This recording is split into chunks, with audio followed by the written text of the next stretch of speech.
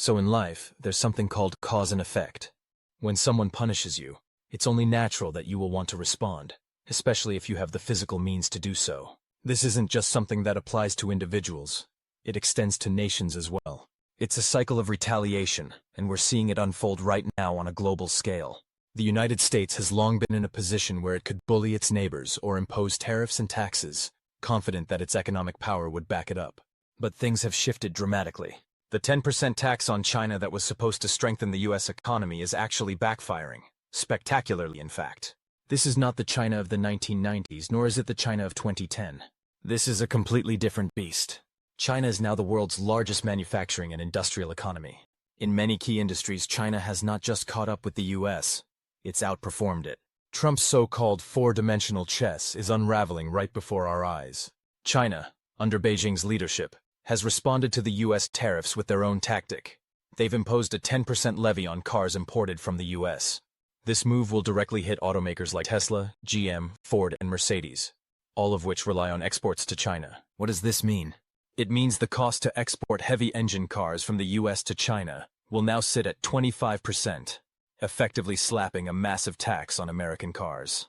Before you go straight to calling this doom and gloom, take a moment to reflect on the significance of this. That extra 10% tax is essentially the equivalent of a total ban on U.S. autos in China. The cost of manufacturing vehicles in the U.S. is already far more expensive than in China. U.S. supply chains are costly, energy is more expensive, and our factories are outdated compared to the cutting-edge automated systems in China. It's not just the traditional vehicles we're talking about here. China is revolutionizing the electric vehicle, EV industry. Take a look at companies like Xiaomi. Their factories are highly automated and efficient, using advanced robotic solutions to build cars faster and cheaper. And this isn't just an exception, it's the rule. Most Chinese vehicle production facilities are highly advanced, which is why Chinese cars are now world-class, and yet they cost a fraction of what their Western counterparts do. Trump may have thought he was playing a masterstroke, but it's clear he's made a colossal mistake. He's essentially sealed the fate of the U.S. auto industry by making it harder for American automakers to stay competitive. Remember his words during the campaign? "If I don't win, you will have no auto industry left in 2 to 3 years." Well, it's starting to feel like that prophecy is becoming reality. While U.S. workers were promised protection and job security, the auto industry is now facing a dilemma.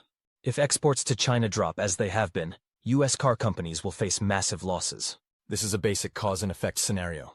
The chain reaction could eventually affect jobs in the U.S., leading to a ripple effect in the labor market. The math isn't complicated. In 2024, U.S. automakers like Ford and GM sent over $3 billion in automobiles to China. But now, China is practically shutting the door to American-made cars. The Chinese auto market is the largest in the world, with domestic sales surpassing 22 million cars in just 1 year. No other market comes close to that size, and it's a level of demand that can't be replicated anywhere else. Chinese consumers have a wealth of options. Global brands like Volkswagen, Mercedes, and BMW have production facilities in China.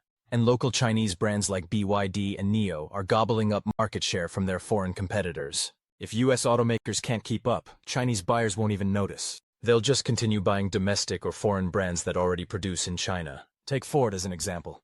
Ford's earnings could drop by $2 billion or more in 2025, with their stock price plummeting by 19% last year. On top of that, Ford has several quality control issues to contend with. When you add in the impact of China's import charges, their profit margins are going to get squeezed even further.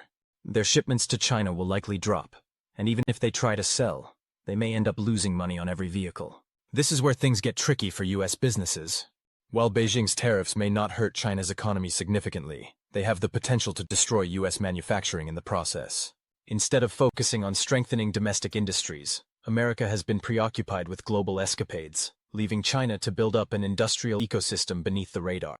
China's industrial capability is now so robust that they've essentially insulated themselves from U.S. tariffs. Chinese automakers now account for 32% of global vehicle manufacturing, covering both combustion engines and electric vehicles. Meanwhile, the United States produces only 11% of the global output. The disparity is staggering and growing every year. So in essence, the game has changed. The future of the auto industry is no longer in the hands of U.S. manufacturers. It's in China's hands. And unless something drastic changes, the U.S. auto industry will soon be playing catch-up in a market where China is already miles ahead. While most automobiles are used domestically, No country in the world can afford to ignore China's manufacturing capacity when it comes to cheap, affordable cars. If you want to create cheaper vehicles, you simply have to rely on Chinese production. In other words, Trump made a critical misstep. China's initial tariffs on U.S. LNG and coal were just the beginning. Beijing's move to restrict essential minerals was a follow-up. But notice the timing of China's latest tax on U.S. vehicles. It came right after Trump confirmed his import tariffs on global steel and aluminum. Let's take a quick look back. Donald Trump imposed a 25% tariff on global steel, impacting all exporters worldwide. Countries like Japan, Canada, and Germany, which sell steel to the U.S., were hit with this penalty. But here's the big question. Who ultimately bears the cost of these steel tariffs? It's the customers. And in this case, that means U.S. consumers. As a result, cars in the U.S. are about to get significantly more expensive. We're talking about hundreds of dollars more for each car. Here's why. U.S. imports of steel exceed $23 billion annually. Because of these tariffs, U.S. importers will pay 25% more for the imported steel they need. Alternatively, they might opt to buy steel made in the U.S., but that would mean spending even more, likely 25% or more. An automobile requires almost 1 ton of steel and a lot of aluminum to produce, whether it's gas-powered or electric. But China, ever patient, waited for Trump to make this critical error before launching its counterpunch against the U.S. car sector. The result? U.S. automakers will soon feel the impact. Will American car companies disappear entirely? No, but they will likely be forced to focus solely on the domestic U.S. market. Trump has focused too heavily on extracting revenue through tariffs, but he neglected the broader picture, expanding U.S. supply chains. The sequence of events here is all wrong. Look at the big picture. All the major Western countries have made the same mistake. As a result, China's vehicle exports have skyrocketed from last place to first in just 4 years. Chinese exports have gone from fewer than 1 million vehicles annually to about 5 million. China has even surpassed Japan, which was once the world's leader in car exports. By comparison, the U.S. exported only about 900,000 vehicles last year. Now, with Trump's steel tariffs and China's retaliatory taxes, U.S. car exports are expected to plummet even further. When Trump was negotiating with the EU over tariffs, one of his main complaints was that the Eurozone wasn't buying enough Fords and Chevys. Meanwhile, German cars like Mercedes and BMWs were everywhere in the U.S. Why? Because U.S. cars have often been less fuel efficient and, frankly, not as high quality. Now, with rising costs due to tariffs, U.S. cars are going to get even more expensive. Even if the EU reduces tariffs on U.S. cars, the price gap between American-made vehicles and their German counterparts will still be significant. The ultimate losers here are U.S. consumers. In any trade war, the customer always loses, and this is a perfect example.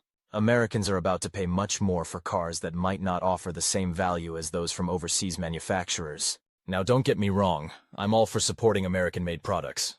But is it really a victory to pay more for the same product? The reality is that we're living through a situation where either Trump is playing some form of advanced 4D chess, or he's set up a costly and damaging trap for U.S. consumers. A 25% steel tariff could add up to $1,500 to the cost of a new vehicle. For many U.S. households, that's a full month's worth of savings. The key point is this. American manufacturers are likely going to raise their prices to match the new costs. Domestic steel might even cost more than the 25% increase, essentially inflating costs even further. Let's look at a comparison. Think about buying a cup of coffee at a cafe. If the price of beans goes up 50 cents, they might charge you $1 more for your coffee. Similarly, American manufacturers will raise prices, passing those costs on to you, the consumer. And if you live in the U.S., you know that owning a car is already expensive. Prices on virtually everything related to cars have surged. Since 2020, used car prices have gone up 40%. Maintenance and repair costs are up by 30%. Car insurance has risen 29%. And if your car's gasket fails, you're looking at 20% higher repair costs. The fallout from this trade battle is burning through household budgets, and the worst part? If consumer pressure becomes too great, car sales are likely to drop. But that's not all. The escalation might continue. Trump is so unpredictable. Anything could happen next. What if he decides to reimpose tariffs on Mexico and Canada? We already know that Ford and General Motors produce millions of cars in both countries. This would mean cars made in the U.S. but exported to other countries would face even higher penalties. Sure, more cars will be produced domestically, but the cost will skyrocket. It's important to remember, this is Donald Trump we're talking about. His decisions are often erratic and unpredictable. Sure, it might be a political win to campaign against Harris in the upcoming elections, but it's far from healthy for the global economy, including the U.S. A 25% tariff on the average $25,000 car will likely add over $6,000 to its price. Manufacturers will just pass those costs along, regardless of where the car is made. This is not a win for American consumers.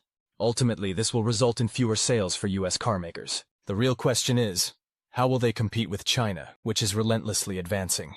China's BYD has stunned the world with innovations like offering free smart driving systems and exploring AI integration in their cars. To pull this off, you need growing market share, stable finances, and low manufacturing costs, exactly what China has.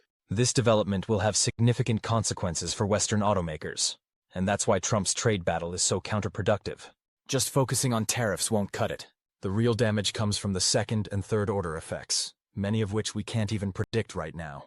So buckle up because the chaos is far from over. What do you think about China's retaliation against U.S. carmakers? Will it force Trump to reverse his tariff policies? Let me know in the comments below. Stay safe, hit that like button, and make sure to subscribe as we continue to navigate these tumultuous times.